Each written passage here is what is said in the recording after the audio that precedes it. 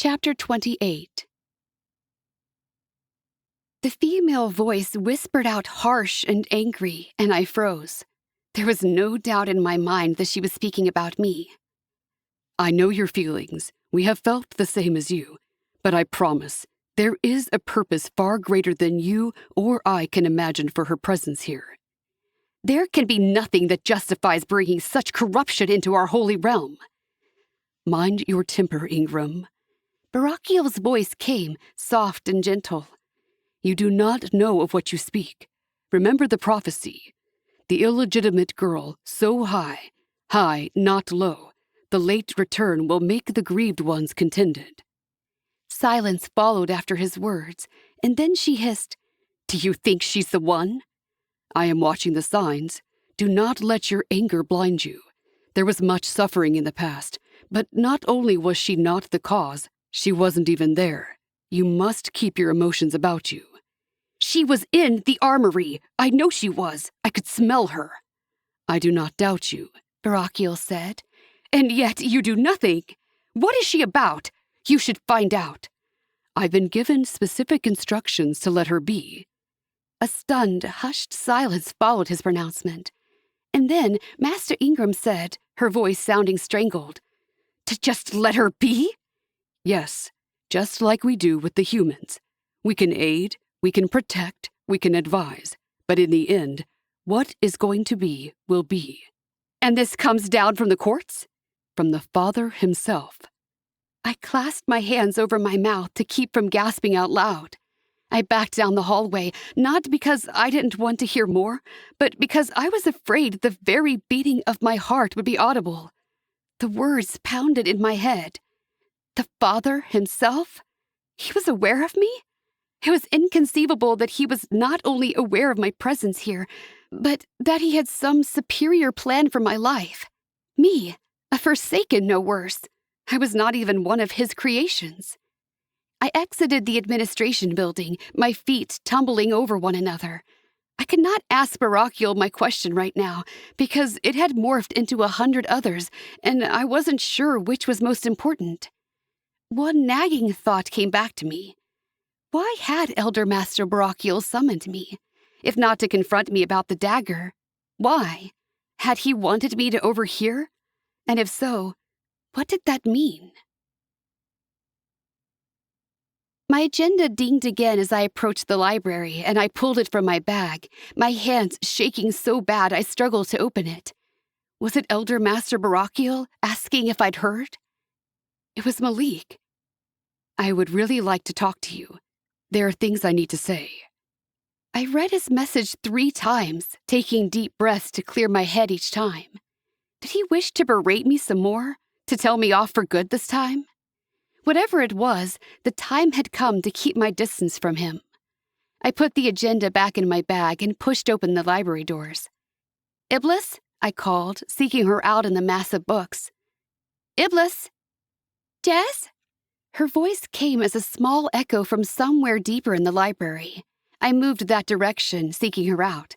I needed to tell someone what I'd heard, and quickly, before I forgot. I spotted her partially up a ladder. She climbed down, a book clutched under her arm. "I found this one," she said as she descended. "It talks about angels and their abilities. It's called Angelic Abilities Through the Ages. But I'm not sure if it will be as specific, so there's another book listed in my tablet that has case studies, but I haven't had a chance to look for it yet. What did Barakiel say? You're back quickly." I shook my head. I didn't really understand. He said something about the fulfillment of a prophecy, something about revelations. She jumped the rest of the way to the ground from the 3rd rung of the ladder. "Prophecies? Revelations? Seems like an odd thing to say to you." "He didn't say it to me. I overheard it." "Did you talk to him at all?" "No." "Tell me what he said." I narrowed my eyes, trying to remember the exact words. "To leave me alone, because this is the way it has to be. I stuttered on the word, but managed to eke out, "Father is aware of me, and he quoted a prophecy or something that made no sense to me whatsoever." Iblis's eyes went large. "Yeah, that's kind of epic. Who was he talking to? Did you see? Master Ingram, and it sounds like she hates me. Of course she doesn't hate you. She's just a bit rigid. Why would you think that? For starters, she suspected me of having taken the dagger, but Barakiel refused to confront me over it. Of course, I couldn't tell that to Iblis, so I said, just her tone when they were speaking. Do you remember any of the prophecy? I shook my head. No, something about an illegitimate daughter and contending. She mouthed the words to herself. What does it mean? I was hoping you could tell me. We'll figure it out. She looked down at the book in her arms and then hurried over to one of the tables. Her agenda lay there, and she opened it up, scanning the tablet within. But we'll have to get to it later. Jeremiel is waiting. Said he wants to talk to me. I'd completely forgotten about him. Go. I'll see what I can find. Good luck.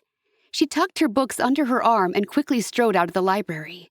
Then I was alone, in this place that reminded me so much of Malik. I spun in a slow circle, taking in the rows of books. The sheer amount of knowledge in here overwhelmed me. I approached a table and slowly sank into a chair, trying to imagine where I would begin. I'd never done any sort of research before, and my reading skills were still elementary. I remembered the book I'd started back in my dorm. I could continue with that one, but now I had more I wanted to understand, and I wanted someone to help me with it. I opened my agenda, waking the screen on my tablet, and pulled up the messaging program. I had keyed in Malik's name before I even realized it. No, I couldn't be around him. But he would be able to help me. But he won't help me, I reminded myself, no matter what he was capable of. Who else was there? Kerubiel? I dismissed the idea almost immediately. He was a little too eager, and I didn't trust him. Jeremiel. He was with Iblis right now, and I didn't want to pull him away from her.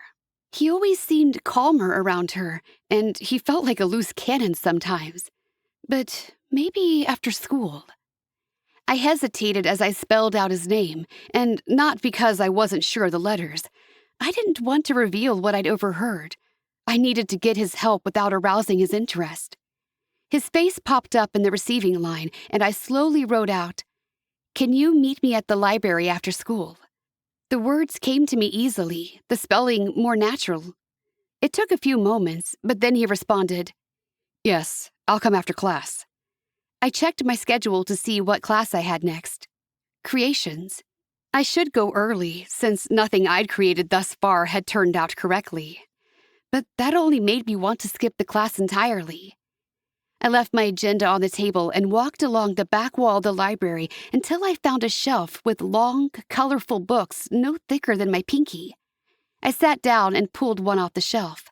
The child on the cover sitting next to a large bear indicated this was a book for kids. I couldn't help but smile as I opened it, imagining a young human listening to this book at the feet of its mother. Mother. I'd had a mother. I took a deep breath, trying to still my thoughts before they went there. The thought of her dredged up emotions I couldn't control. Fear mixed with... What had she made me feel? The Forsaken didn't love. We weren't capable of it. We had no conscience. That was one of the curses heaven left us with. But I was certain my mother had loved me. What did that mean? Was she not a Forsaken? I could almost feel it, almost remember it. That feeling of loving and being loved, that fiery emotion burning like liquid fire in my veins. I could not let myself remember it. It would distract me from my mission, and I was so very close to completing it. I focused my attention on the book, which was much easier to read than the one in my room. It told a story about a little boy who relied on his stuffed animal to help him deal with his feelings because he thought the animal was alive. Eventually, he figured out it wasn't, and he was able to talk to people around him about what he felt instead of an inanimate object. I sat there with the book open across my lap, trying to make sense of it. Was there a deeper meaning? Why was such a book created for children? I picked up another and read through it, then another. small pictures and understandings of mortality falling into place. The books were easy to read, and each one made me feel a little more human. Jez? I looked up at Jeremiel as he stood over me, his hands in the pockets of his pants, wings tucked and folded behind his shoulders. His light curly hair fell across his face. Thanks for coming. I dropped the book onto the ground beside me and jumped to my feet. Jeremiel's eyes checked my movements, and he tilted his head, reading the titles of the picture books beside me. Then he looked back at me with a curious expression on his face. A bit of nostalgic reading? Nostalgic? Why? He shrugged. I thought maybe the books meant something to you. Maybe from your childhood. Of course. Why else would I be reading a children's book? I didn't answer the question and looked back at him instead. I need your help. I want to research something, but I don't know how. I've never had to do research or use the library, and I'm not sure how to begin. He nodded. Sure, right. Well, I'm not the best, but I do know the theory behind researching. That was several steps ahead of me. I appreciate it. What class is it for? If I told him it wasn't for a class, he would only be more intrigued by my choice of personal study. So I said, History? That's a hard class. You must have a big essay to write for it. I just nodded. I'm supposed to be looking at prophecies and revelations. That's pretty broad. Jeremiel pulled out his agenda and moved the stylus over the screen. What kind of prophecies? I don't really know. Well, Jeremiel gave a short laugh and shook his head. No wonder you're not sure how to get started. He swiveled his screen to show me. These are all the books in this library that mention prophecies. Wow, I murmured. The list scrolled off the screen, and I realized there must be hundreds. Can we just pick one? Go for it. I touched a title on the screen, and it grew larger. Jeremiel turned down an aisle, scanning book spines. He had to move a ladder and climb up a few rows, but then he retrieved a book and brought it down to me. Here you go. I thumbed through the book. Okay. Yeah, you look about as thrilled as I do every time I get a homework assignment. He gave a short laugh. I've never been in the habit of doing them. I scanned the table of contents. The book was broken into 3 parts: prophecies about humanity, angelic prophecies, and prophecies about the end of times. I moved to a table and sat down. Why? Seems like a waste of time. When would I need the information? He rolled his eyes. Now I have to take Earth biology because I'm not ready for the heavenly version. I was itching to peruse this book, but his words also made me curious. I'll probably have to take that too. Why was learning a waste of time? Jeremiel settled across from me, leaning back in his chair and playing with his stylus. I had my family to take care of. I needed money, not knowledge. I knew about the desire for lucre and money, but only from a theoretical point of view. Money isn't real. Not here, it isn't. But on Earth, it meant maybe I could keep my brother and sister alive. A muscle twitched in his cheek. Since my mom was set on getting us killed. A few silent words slipped out in his sentence, and I knew he'd uttered some colorful expletives. I put my book down, far more interested in his story now. Your mother wanted you killed? Not so much, but she didn't do anything to keep us alive either. It was up to me, and a lot of good I did. I'm dead now. I flashed back to what he'd said in TLG. You were shot in a house. Yeah. His nostrils flared. It was supposed to be a quick job, one that would arrange my family's safety for a few months. Instead, I died. I was worse than my mom. The anger and helplessness glistened in his eyes. I felt for him, but it was an opening, an opportunity I should not neglect. I swallowed hard and said, There might still be a way to help them. He met my eyes. How? I lowered my voice. The angels are not the only spiritual beings with the power to visit Earth. Other beings are even more powerful and have great sway with humanity. So far, every word I'd uttered was a truth. The fallen could control a mortal. All they needed was the mortal's name and free will, and the fallen could feed off the underling's soul, gaining enough of a semblance of a physical body to interact with humans, to threaten them and manipulate them. He held my gaze steady. You have a way to get to Earth? I nodded.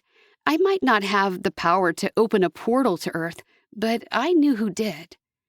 Does this have to do with that dagger you took? I sucked in a breath. You haven't told anyone about that, have you? Of course not.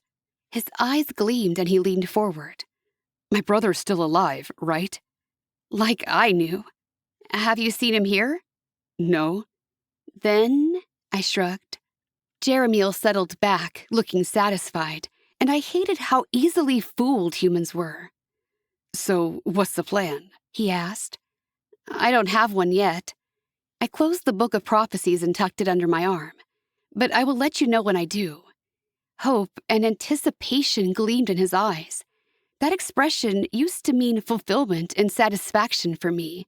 But now, something wholly unpleasant twisted in my gut. I pushed off from the table and left the library. I couldn't change anything about this situation. I became more and more frustrated as I perused the book I'd taken from the library. I knew it was a truthful book. I had to shield my eyes from the light, and my chains grew hot and warning. If I didn't find the answer quickly, I would have to give up. The book listed prophecy after prophecy, but in such language that it made no sense to me, with talk of beasts with 7 eyes and 7 horns and crowns on each horn. Certainly none of the prophecies seemed like something that might involve me. There were prophecies about kings and landslides and birds eating the flesh of the kings and falling stars and so many other things. My shirt began to smoke, the discomfort finally becoming more than I could bear. I closed the book and shoved it aside. There had been so many others. Maybe another book would yield something relevant. It would have to wait. Though the other students were at Shema, I didn't want to return to the library yet. I'd sneak over after breakfast and get what I needed before class. I hurried through the line the next morning, grabbing a yogurt. I could eat this while I walked to the library, and I wouldn't have to waste any more time. Or sit at table D with my dorm mates and pretend we were all still friends. The moon had almost finished its cycle, and Hasetan would call me to report any day now. I would give him the dagger, and my betrayal would be known. The more I distanced myself from them, the better. I made it out the doors and nearly to the fountain when a voice called after me. My heart stopped at the sound of Malik's voice. For a moment, joy burst into my chest, sending flutters of happiness through my body. Then, I remembered the way he treated me at our last session. I stopped in my tracks and spun around, anger rushing through my veins. "What?" I said, moving toward him, holding on to my anger and letting it fire through me. "Come to berate me for something else?" For some reason, he smiled, which only angered me more. I knew you'd react this way. Chapter 29. What does that mean? I demanded. You figured my limited emotional maturity would compel me to react this way? That I wouldn't be able to control myself? No, I knew you would be angry with me. And I have every right to be. What, we're talking now? Because you decided it's okay. You're right. You have every right to be angry with me. I hadn't expected him to apologize so readily. But I wasn't ready to let him off the hook so easily, even if a part of me, some weak, wannabe human part, whimpered and whined, anxious to be back on speaking terms with him. Well, I'm glad you figured that out. I have to get to class. I whirled around. Jez. His hand shot out, and he nearly clasped my arm before remembering me and withdrawing. Do you know why it bothered me so much? I swallowed against a sudden closing in my throat. I don't even know what bothered you so much, I hissed. I'm not sure which of my crimes offended you enough to consider me beneath your approach. Or maybe it's instinctive for you angels to hate the forsaken. You found out who I am, and now I'm worthless in your eyes. He blinked at me, and something that seemed awfully like pain and regret flashed through his eyes. You're wrong. Wrong? In what way? Malik moved past me to the fountain and sat down on the wall. Come sit and I'll explain. I followed, a burning need to know urging my feet forward, even when my mind told me to walk away. The more distance between us, the better. I sat beside Malik, close enough that I could see flickers of his aura brushing the fabric of my pants. I inhaled, imagining that we were touching. It almost seemed we were. Malik hadn't spoken, and I lifted my gaze to find his golden eyes studying my face. Well, I demanded, unable to take my eyes from his. What did I do that made you so angry with me? I was jealous. One eyebrow shot up in surprise. Jealousy? One of the most petty human emotions and the cause of so many crimes and sins of passion. You can feel jealousy? Why would you be jealous of me? I should not feel jealousy. I'm almost in my 6th year at the academy, and I should have mastered this feeling. I thought I had. I haven't conquered anger yet, but the jealousy caught me by surprise. But why would you be jealous of me? Because of my ability with the elements? I wasn't jealous of you, Jez. I was jealous of Kerubiel. Kerubiel? I spoke his name too loudly and glanced around quickly to make sure I hadn't summoned him to us. Then I focused on Malik. What could Kerubiel have that could possibly make you jealous? You. Malik stated it simply and without apology, no aggression or anger in his tone. I did not understand his meaning. Kerubiel doesn't have me. A ghost of a smile flashed across Malik's face. I think part of the problem is that something about you has drawn me to you since we met. But I fought it. It seemed wrong because of who you are. It took me a while, but I realized I was wrong to judge you for that. Men don't like to be blamed for the fall of Adam, and yet here I was, blaming you for the fall of Hasatan. His words rang true, striking a chord in me, and I trembled as I tried to discern the different layers of interpretation. And I was frustrated. That's not really something I can explain, except when I saw Kerubiel kiss you, I was furious. I wondered why that was possible for him and not me. The only thing I could think of was because he's a shadow shade, and you... And then I was just angry, and I made a fool of myself coming between you. Then you sent me away, and I thought I'd misinterpreted every interaction between us. And the jealousy took over. He had no right to kiss me, I said, remembering that moment with revulsion. But he did kiss you, and I can't even touch you without hurting you. You're the one I want to touch, I said without thinking. I recoiled at my words, realizing perhaps I should not say such things out loud. My eyes tracked along to the black wings behind his shoulders. I've wanted to touch you since the day I saw you. He let out a breath. So, there is a connection between us. I met his gaze, not sure how to answer that. But you weren't sure, Malik said. So you sent me away. You wanted to explore a relationship with Kerubiel. Is that it? I just blinked at him. I didn't know what he was talking about. And that's your right, and I acted like an... His last word vanished with no sound, and I arched a brow, curious what he said.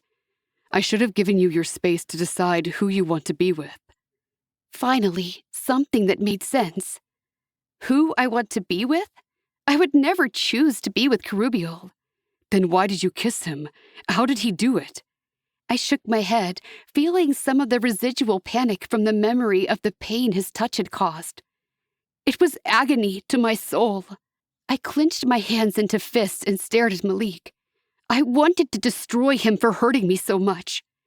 Malik sucked in a breath. So he can't touch you either? Of course not. No one can. Malik looked down at the bench where our thighs were nearly touching. Your aura is touching my leg. And yours is touching mine. He looked at me and gave a twisted half-smile. At least our auras can touch. Was it humor I detected in his voice? I couldn't help returning his smile. You are more like us than you realize, he said. So, I said, my tone soft, an unfamiliar nuance in my voice. "Are we friends again?" Malik scooted over a bit and put his hand on the bench. "Put your hand next to mine." I did, careful not to touch him. Malik spread his fingers, so close it seemed like electric sparks danced between our hands. "Do you feel that?" I caught my breath. "You mean you do too?" "That's our auras touching." He looked at me. "I believe in you. I see goodness in you. You have to believe it too." I could not tear my gaze from his, and a whirlwind of conflicting emotions fluttered up in my heart. "There's no goodness in me," I whispered. "My soul is black and dark."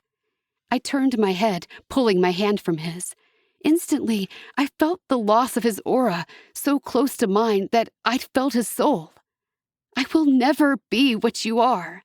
I stood up, cradling my bag to my chest, and hurried toward the Dumas building, feeling a deeper pain than I'd felt when Malik wasn't speaking to me.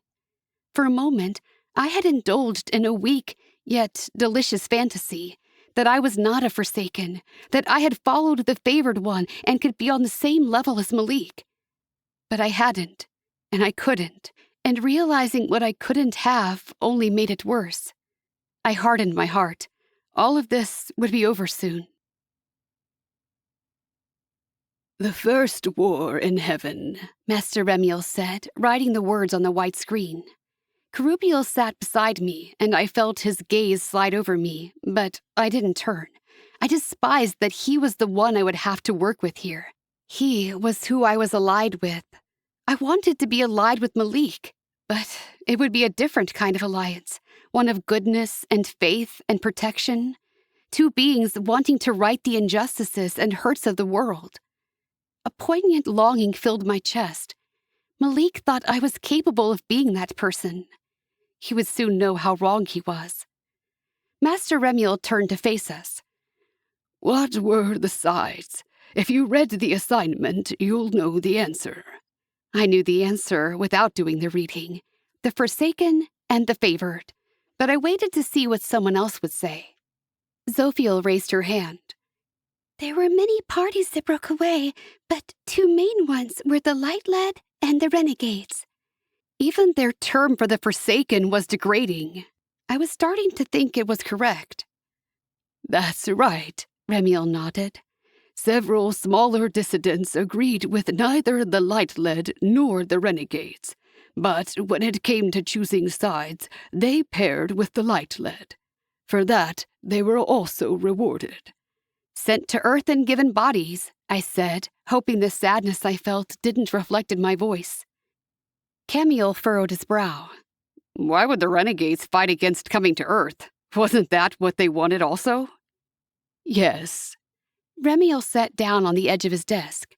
"But they wanted to do it their way, and when Hassetan realized his plan hadn't been chosen, he and the Renegades decided to make it happen by force. When they attacked the heavenly hosts, it was with the full intent to usurp the Father and bring Hassetan's plan to fruition. He promised his angels that not only would they get to Earth and receive bodies, but they would also inherit the same heavenly glory the Father had promised the Light-Led."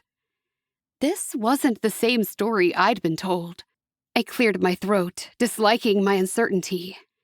"That's not how I've heard it." Remiel looked at me, and I hated the kindness in his eyes, the pity. "Would you like to discuss the differences? We can meet after class if you prefer." I shook my head. I was no longer sure that my version of events was the truth. I thought Hassetan was promised bodies for his angels if they would remove themselves from heaven. The Father created a new realm just for him, but Hassetan didn't trust it. He wanted a guarantee that he and his angels would be treated fairly. When he demanded to be the first sent to Earth as proof that he and his angels would receive the same treatment, heaven attacked. The archangels massacred his followers until Hassetan and the Forsaken retreated to Sheol. Once they did, the gates to heaven were forever shut against them. "Where did you read that?" Layla asked, flipping through a book on her desk. "That's not in here."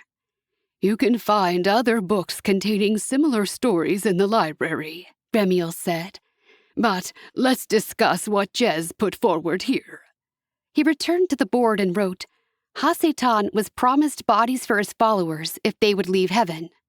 He turned and faced us again. What do you think about this statement? Silence reigned for a moment. Then Daniel raised his hand. Well, I don't think the renegades would have followed Hasatan unless they thought they would also get bodies. Good point. All of the souls in heaven wanted a body. We all wanted to experience the height of emotions and experiences that come with the physical body. So, why would they follow Hasatan? Because he offered them a guarantee back to heaven, Layla said. Being a light-led didn't guarantee that. When the renegades followed Hasatan, they didn't know they were losing the opportunity to go to Earth. That's not so fair then, is it? I said, speaking up again. They should have been told what they would lose. Absolutely, Remiel nodded. Let's look at the other half of the statement. It implies that the father wanted them to leave Shamayim. Why would he want that? No one answered. I shifted in my seat. I wanted to say it was out of anger or spite, but I'd learned too much in the past few months. I didn't believe that was true. He wouldn't want them to go, Camiel said.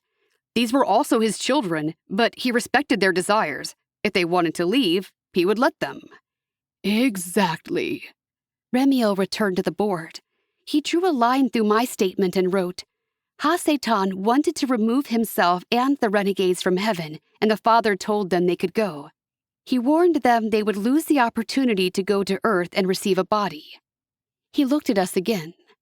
Now, the thing is, the father told them they would not get bodies. But Hasatan told them he had a backup plan. He assured them he could get them bodies. The renegades believed him. Hasatan lied to them. He lied so they would follow him. The thought hit me like a punch to the gut. He did have a way for his angels to get bodies, but the way was vile and disgusting. He didn't reveal how it could be done. The fact that it could be done allowed him to create a deception that would sound sincere. My heart rate quickened, pounding out in the base of my neck. He lied to me. This is truth, Remiel went on. But even truth can be twisted based on what we think and feel. So don't take my word for it. Study this out. When your memories return, you can evaluate your understanding of events with what you've learned. Now, back to Jez's thoughts. His eyes crinkled as he met mine. He swiveled and wrote on the board, The father created a new realm just for Hasatan and the renegades. Let's discuss, he said. What happened? Well, we know hell exists, Kerubiel said. Why did God make it? It wouldn't have always existed, Layla said slowly. There was no reason for it when we all lived together. It must have been a punishment for disagreeing, Israfil said. Hasatan's pride was injured when his plan was rejected, Remiel said. And not just his. Several of the angels wanted to leave heaven and create their own communities. The Father allowed them to. He created Arcadia and Sheol and several other locations for the angels to spread out while they waited for the chance to go to Earth. So, this one is true. Remiel wrote beside the sentence, The Father loved them enough to create a new realm for them. So, hell wasn't a place of eternal punishment, Zophiel said slowly. Sheol was a beautiful location, Remiel said. Much like Arcadia, a land of mountains and rivers and forests and abundance. But it is not that way anymore. Let's examine Jez's next allegation. He wrote across the board, Hasatan didn't trust the Father and demanded proof they would receive bodies by sending him to Earth. Well, we already know the bodies thing isn't true, Layla said. Hasatan created that lie to fool his followers. They weren't getting bodies. That's right, Remiel sighed. This entire statement, unfortunately, is a falsehood. It's a lie put forth by Hasatan to enrage the renegades, who call themselves the Forsaken, and make them feel they were treated unfairly. It was a thorn to motivate them to attack heaven and claim what they thought was theirs. I sucked in a breath and pulled at the hem of my blouse. My face felt hot. Everything he said made sense. Prickles erupted over my skin, and a tremble pushed up from my feet, vibrating all the way to my shoulders. Remiel crossed out the sentence and wrote, Hasatan told his followers they had been misled and mistreated. Now, for Jez's next allegation. He wrote the damning words across the white screen. Heaven attacked. He didn't have to say anything. I knew that wasn't what happened. It was so clear to me now. Layla cleared her throat, and my anger flashed at her ability to spout history as if it meant nothing, as if her world weren't dissolving. Hasatan was the one who armed his soldiers with weapons forged in Sheol and attacked heaven. But it was a rather futile measure, Remiel said, his eyes sympathetic as they glanced my direction. While painful, his weapons could not destroy an angel. Instead, they forced the heavenly host to retaliate. Hasatan's followers became demons and snuck through the heavenly concourses, using their angelic powers for evil. They wounded the souls and hearts of many who had previously been their brothers. They even captured a number of angels and dragged them to Sheol, where they were imprisoned. The archangels were called upon to create armies and rescue the imprisoned. We created light-infused daggers to keep the renegades back, but as soon as they had been dispatched to Sheol, the renegades would claw their way back to heaven and begin the battle again. So the Father shut the gates. He renounced the heavenly state of the renegades and took from them their light. Sheol became a place of darkness.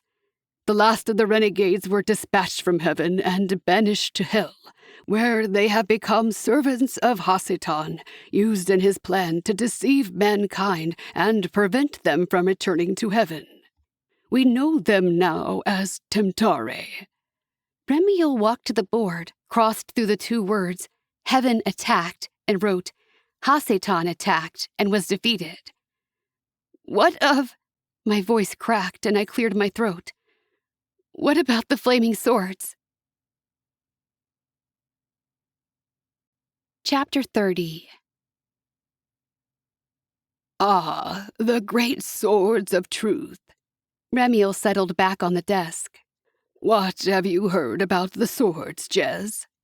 That they destroy a demon's soul, dispel even his intelligence into particles of energy, and he is no more.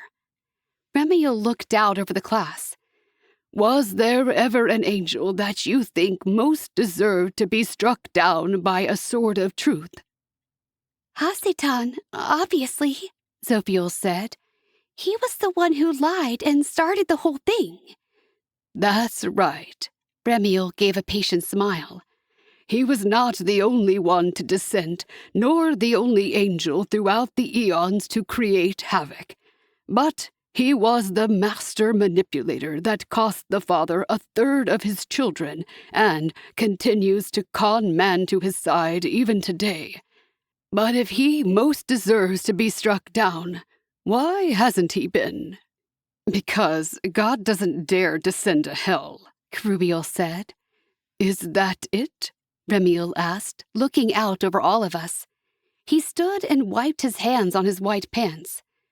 Your assignment today is to write a 2-page essay on why you think Hasatan is still in existence, and what the purpose of the Swords of Truth is. Use whatever sources you have at your disposal. Class dismissed. I stood slowly with the others, but instead of leaving the classroom, I approached Remiel's desk. He returned to the board and wiped it down, then faced me, as if he'd known I was coming. Yes, Jez. I couldn't wait to research and get some answers. I had to know now. He could cut Hasatan down at any moment. He could be anywhere in this universe that he wants to be, at any time. Remiel didn't blink. Are you asking me? No, I shook my head. Why doesn't he do it? Why do you think? I pondered the question. The light-led on Earth would have a much easier life without Hasatan and the Forsaken, or renegades or Temtare whispering in their ears, taunting them and hurting them. They would be much happier. Wouldn't they? Would they recognize peace without experiencing disharmony? It's all part of the plan, I whispered, and my heart twisted within me as Barakiel's words echoed in my mind. She's part of the plan. Father said to let her be. I turned away, my eyes stinging. I was a part of this too. I faced Remiel again, one last question on the tip of my tongue. The Swords of Truth, do they exist? Yes, Remiel said, a hint of a smile on his lips. Have they ever been used? He shook his head, a slow backward and forward motion. Then why? Why do they exist? That, Jess, he said softly, is a lesson for another day. I moved as though in a daze from the Durham building toward my dorm. That was where I meant to go anyway, but somehow I ended up in front of the library. Changing my mind, I opened the door and pulled it open. As soon as I was inside, facing the rows and rows of books, I knew what I wanted to research. The Swords of Truth. I opened my tablet and found the function to search the library. My fingers trembled as I wrote out, Sword of Truth. It quickly corrected itself, and I committed to memory the proper spelling of the word. To my surprise, only a handful of books were dedicated to the subject, and one was written by Master Remiel, of course. Did I trust him? I did. I moved through the rows until I found the appropriate book, and then I sat down on the cold floor and opened it, searching for answers. I wasn't a quick enough reader to start at the beginning, so I flipped through the pages, scanning. Near the end, a title caught my eye. Justice Vanquishes Mercy. I stopped flipping and read the first paragraph. For the entirety of creation's history, we have witnessed the great forgiveness and mercy the Father has exhibited. Time and time again, the swords have hung over the heads of the renegades and fallen as a tangible but unlikely threat. No demon or dark angel has ever been destroyed or cast out of existence. Yet, mercy has had the reins, and multiple chances have been extended to Hasatan and his followers, giving them every opportunity to turn from evil before it is too late. Because in the Great War, it will be too late. The Great War? Was this their term for the new rule Hasatan planned to initiate? Was the Great War a result of Hasitan's planned takeover? But then, a cold shiver ran down my spine. The new rule was supposed to be of the utmost secrecy. This book had to be thousands of years old. I continued reading because I couldn't stop, because my thoughts were harrowed up now in the inevitability of my fate. During the Great War, after the voice of reason is struck down and lies dead in the street for days, when the renegades and the fallen reign freely on the earth, the archangels will descend in their glory and greatness, wielding flaming swords of truth in their hands, and will destroy the minions of darkness and their master for a millennia of time. I put the book, still open, down on the flooring beside me. A deep ache filled my chest, and hot tears slid down my cheeks. I would be destroyed in this great war, because I was a minion of darkness. I served one master. Footsteps sounded on the tile floor, echoing up through my palms. I wiped my hands across my cheeks, trying to eliminate any evidence of crying. I lifted my head as Malik came around the corner. I wasn't surprised to see him, just as I knew he wasn't surprised to see me. He crouched in front of me, his golden eyes studying me. I was watching for you in the cafeteria. When you didn't show, I thought you might be here. His finger came out, and I flinched when it neared my face. But he came away with a tear on his thumb, and I had felt nothing except for a slight tingle when he neared me. We both stared at his finger. That came from you, and I can touch it. His expression sobered, and he looked back at me. What's wrong? I can feel your distress as if it's my own. How did you find me here?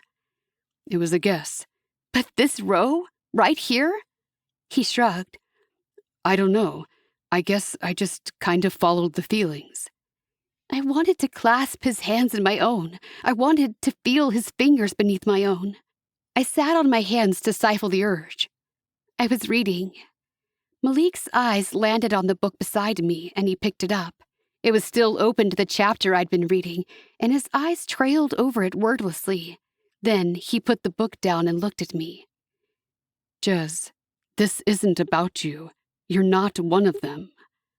Malik. I pulled my knees to my chest and wrapped my arms around them. You don't even know what I am. I am darkness. I am evil. This is my fate. There is no redemption for me. You're wrong, he said, his voice firm and confident. Redemption is available for everyone. I've watched it happen. Over and over and over again. We get the opportunity. You're no different. I shook my head. I'm completely different. You need to realize that. He would know soon enough, and then he would hate me as I hated myself. I stood up and tucked the book under my arm, then headed for the exit. Jez, he called after me. I didn't answer, and I didn't look back. I went to my dorm room and put the book on my desk, beside the book of prophecies I'd brought back a few days ago. I fingered the spines of both of them. They held answers, but I wasn't sure if there was a point in me finding out the truth. It would change nothing. I still had to follow through on my orders. Something whispered along the edges of my thoughts, and I sensed the dagger nearby, under my pillow. I sat on my bed and retrieved it, then ran my finger along the sharp blade. I was careful not to prick myself. While the daggers might injure an angel of light, they couldn't dispatch the angel. They were created to dispatch the angels who turned to darkness, to scatter their essence so the angel couldn't immediately come back and cause more harm. I wasn't an angel of light, and there was enough darkness in me that I feared what a cut from the dagger would do. Weapons class was next. I considered staying in my dorm. If we sparred with daggers, I wouldn't be allowed to participate. I couldn't fight in the hand-to-hand combat either, and first years weren't allowed to use the sabers. Only if we used the bow staffs would I be included in the lesson. Then there was the issue of Master Ingram. She clearly suspected me. She hated me. Could I look her in the eye and feign innocence? My days here were numbered. I need to glean all I could from my classes. I slipped the dagger back under my pillow and headed to class. I was the last to arrive. Master Ingram had brought in a class of second and third years, the brilliant white wings of the third years indicating they had already received an assignment and were official GITs. I noticed Malik right away, and he held my gaze as if he'd been watching for me. My stomach churned. Why did he have to be here, reminding me of my guilt and evil behavior? Master Ingram's eyes landed on me as I closed the door behind me, and her lips puckered in distaste. You can stay at the back of the room. Somewhere by the window and out of the way is fine. My ire rose at her obvious dislike for me, but I didn't react. It wouldn't make a difference anyway, so I simply nodded and sat down on the windowsill.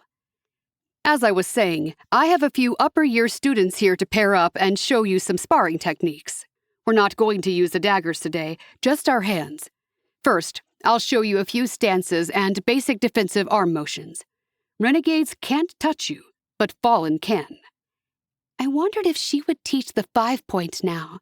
While it required multiple angels, it was one way to dispatch a Fallen if the angels had no weapons, and vice versa.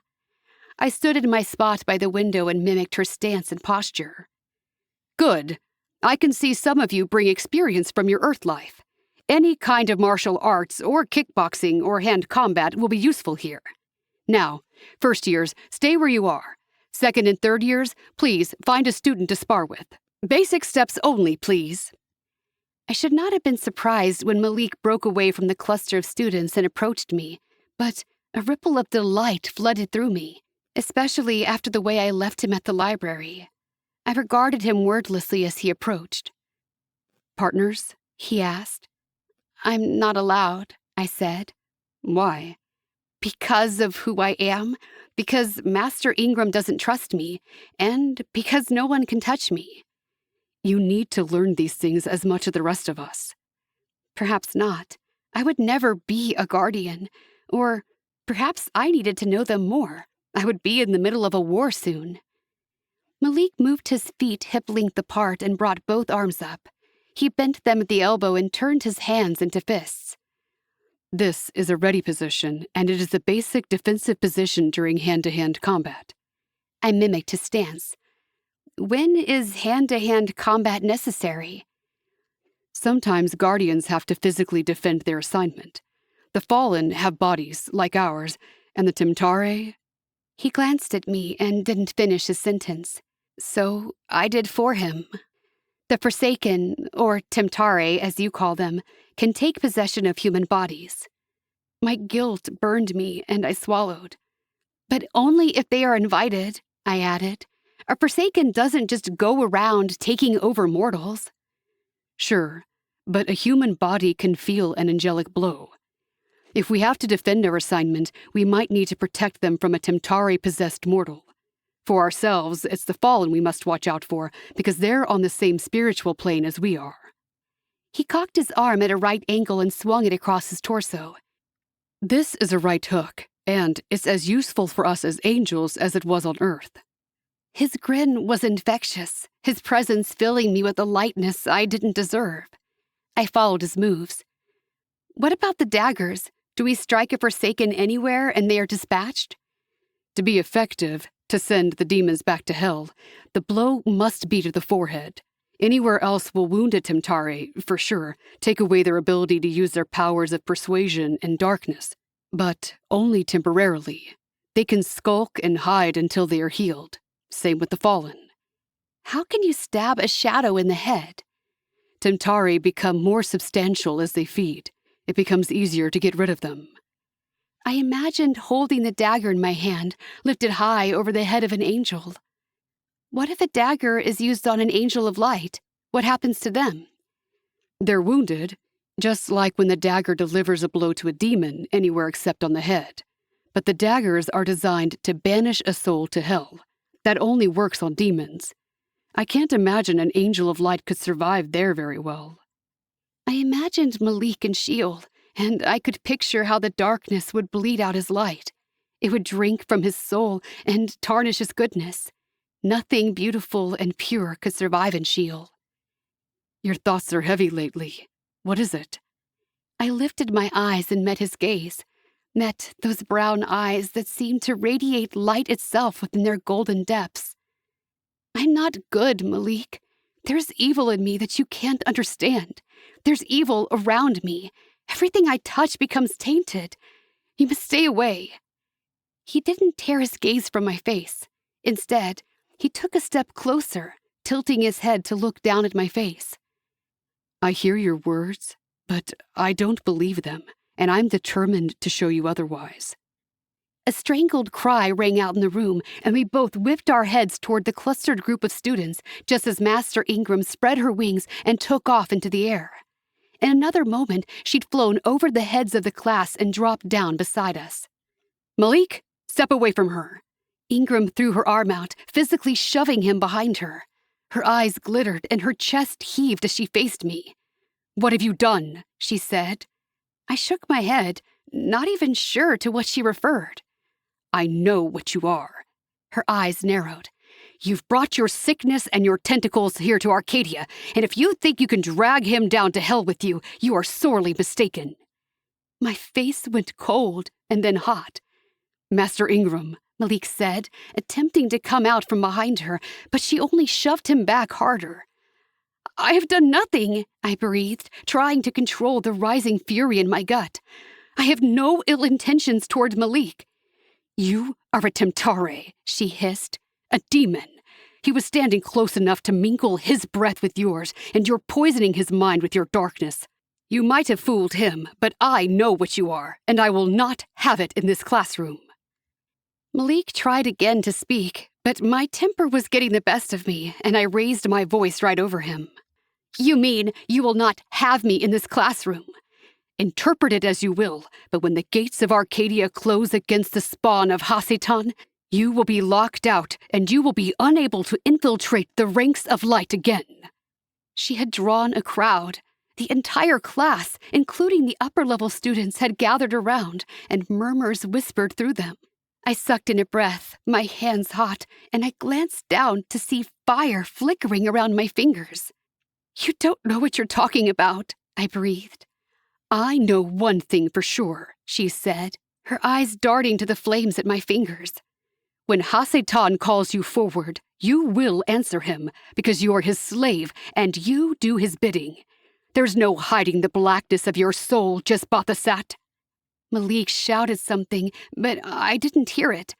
The power of my full name rushed over me, and I closed my eyes as heat enveloped me, saturating my soul with pain and fire. The fiery lakes of Sheol ambled up my feet and wound around my soul, climbing upward and consuming my hair. I opened my eyes and realized the fire was real. I was drenched in it. In front of me, all around me, students cried out. "She is a demon from hell!" A third-year student yanked his dagger from his belt, his white wings whipping about anxiously. "Send her back from where she came." As quickly as it appeared, the fire vanished, but it took with it my protection, my jacket, my blouse, leaving nothing behind but the black halter and ragged skirt I'd brought with me from Sheol. The chains on my arms glowed red-hot, my lack of wings apparent to all. The students rushed at me, daggers raised, and I cried out, dropping to my knees and shielding my head.